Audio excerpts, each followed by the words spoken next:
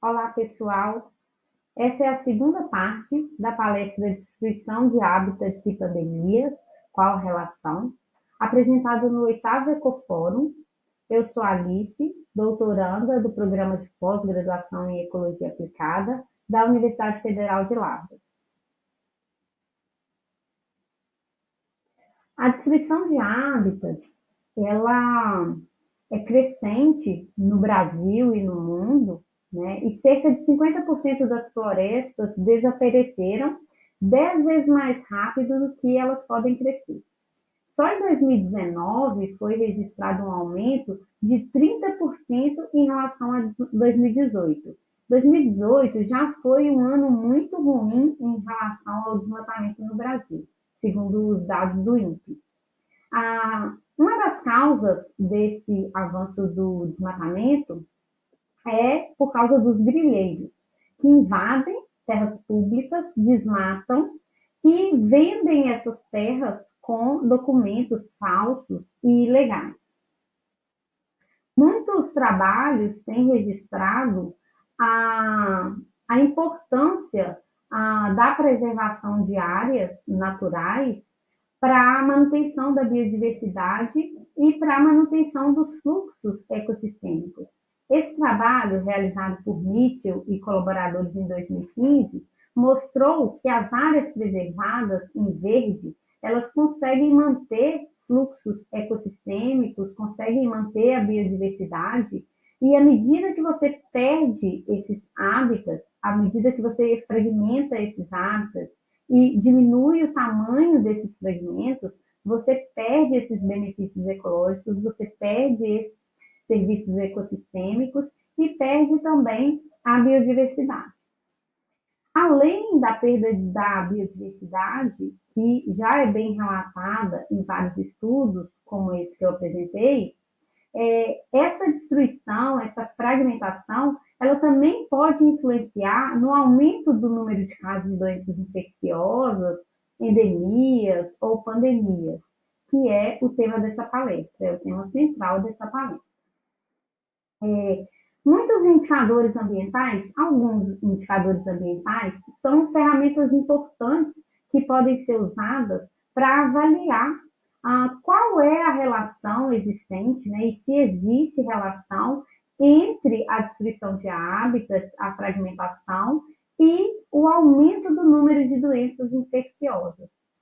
Dentre esses indicadores, a gente tem os índices de desmatamento, queimada, urbanização, taxas de expansão agrícola, pecuária. Essa série histórica do estado do Amazonas, mostrada pelo INPE, apresenta que nos últimos anos o número de focos de desmatamento ele passa de 10 mil. Só nos 4 primeiros meses de 2020 foi registrado um aumento de 59% em relação ao ano passado. Em agosto desse ano, o número de focos de desmatamento, o número total em agosto, até o dia 15, registrados até o dia 15 de agosto, já passou de 4 mil. Além do desmatamento ser um ponto importante para o estado do Amazonas e preocupante, né? Isso também acontece em vários outros estados brasileiros e principalmente em vários outros biomas brasileiros. Minas, por exemplo, em anos anteriores, registrou o número de focos de desmatamento chegando próximo de 8 mil. Um estudo realizado por Chaves e colaboradores em 2018 mostrou uma forte correlação, uma correlação positiva entre o aumento do número de áreas deflorestadas e o aumento do número de casos de malária. Então, à medida que a gente tem aqui um aumento do número de áreas que foram desmatadas em quilômetros quadrados, a gente tem um aumento do número de casos, um aumento significativo no número de casos de malária. Esse estudo mostrou que a cada 1 quilômetro quadrado de perda de floresta, né, de desmatamento, isso corresponde a 27 novos casos de malária, né? Um outro ponto importante que esse estudo apresenta é que áreas de 5 quilômetros quadrados ou menos, elas podem ser uma medida eficaz no controle da malária no estado do Amazonas. Outro estudo que foi realizado no Brasil mostrou o papel do desmatamento na incidência de casos de leishmaniose. Esse estudo, realizado por Rodrigues e colaboradores em 2018, ele analisou dados de monitoramento do desmatamento do INPE, né? E também os dados da doença, da leishmaniose, registrados no sistema do SINAM, esse sistema de informação de agravos de notificação. O que o estudo mostrou foi que os municípios mais próximos das áreas mais desmatadas foram os municípios que registraram as maiores incidências de casos de leishmaniose. Principalmente os municípios de Manaus, Apuí e Humaitá foram os municípios que registraram os mais elevados índices. E foram justamente os municípios com um aumento proporcional de áreas desmatadas.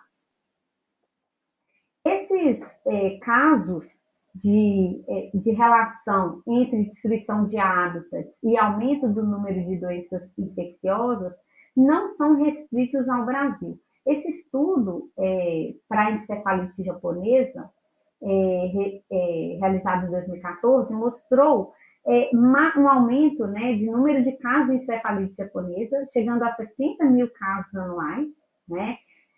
Esse vírus que causa a encefalite japonesa, ele circula principalmente em porcos e em aves, né? E o vetor desse vírus é o mosquito do gênero Culex, e eles começaram a registrar um aumento do número desses vetores nas áreas urbanas, em função da fragmentação de hábitats, do deflorestamento,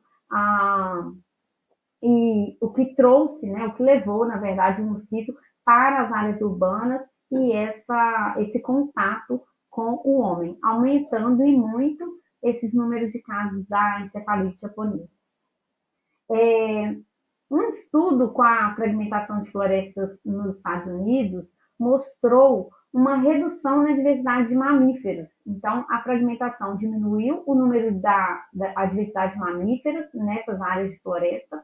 Isso provocou um aumento de camundongos, esse camundongo pata branca, que é, na verdade, um reservatório da bactéria Lyme. Essa bactéria ela causa uma doença chamada doença de Lyme, e ela é transmitida pela picada do carrapato.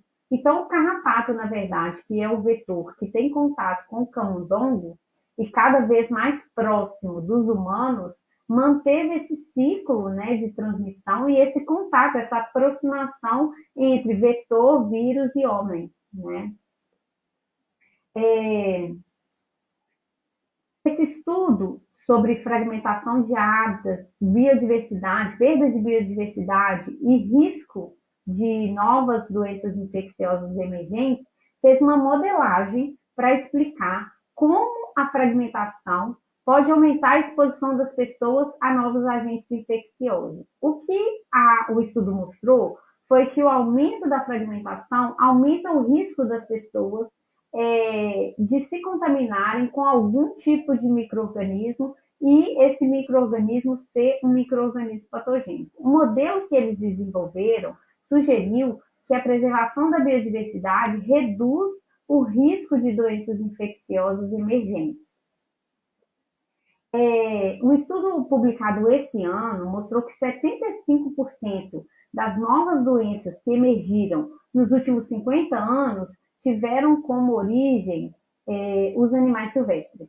Então, a destruição de hábitats, ela tem um papel crucial nesse cenário, porque ela tem aproximado cada vez mais o homem dos vírus, né?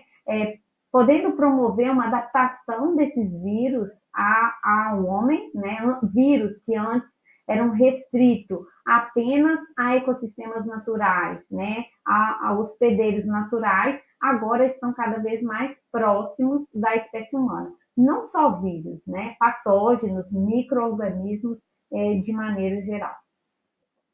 Esses dados, eles ressaltam, vale aqui reiterar, né, a importância de órgãos como o INPE, Instituto Nacional de Pesquisas Espaciais, no monitoramento e na divulgação dos dados sobre desmatamento, sobre queimadas, porque esses dados são ferramentas importantes para que a gente consiga desenvolver pesquisas relacionadas à destruição de hábitats e o aumento de doenças infecciosas. Obrigada. Qualquer dúvida, deixe nos comentários que vamos responder. Tchau, tchau.